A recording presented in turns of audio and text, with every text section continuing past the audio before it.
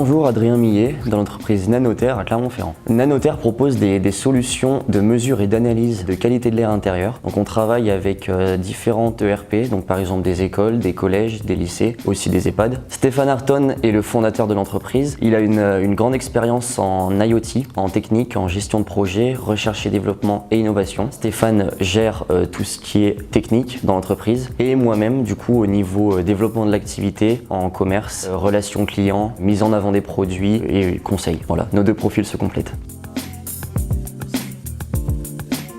Nanotherre justement développe et démocratise la notion de qualité de l'air intérieur pour les particuliers. Il faut savoir que ce domaine était réservé surtout aux experts. Voilà, cette notion doit être démocratisée, doit être connue de tous. Il faut savoir qu'on passe 80% de notre temps dans des espaces clos. La qualité de l'air extérieur déjà pollué, mélangée avec la qualité de l'air intérieur pollué par les équipements qui nous entourent, forment des polluants pouvant être néfastes à court et à long terme sur la santé et gêner le confort des personnes. Notre solution se compose d'un service diagnostic, des mesures pouvant aller d'une semaine à 3 mois, mais aussi une offre de matériel en achat ou abonnement avec un traitement et analyse sur une plateforme logicielle.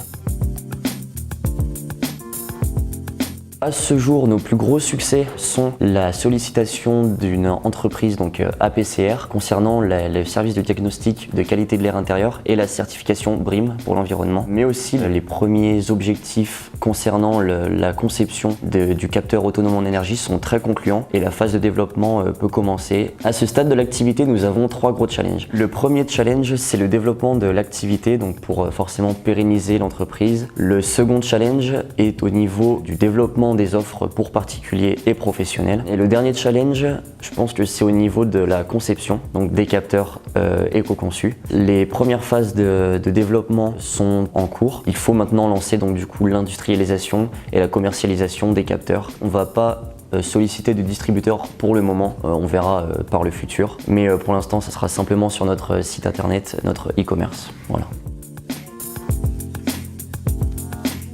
Désormais, donc, nous avons finalisé l'étape de développement des capteurs et maintenant nous recherchons activement des financements pour démarrer la phase de conception des capteurs.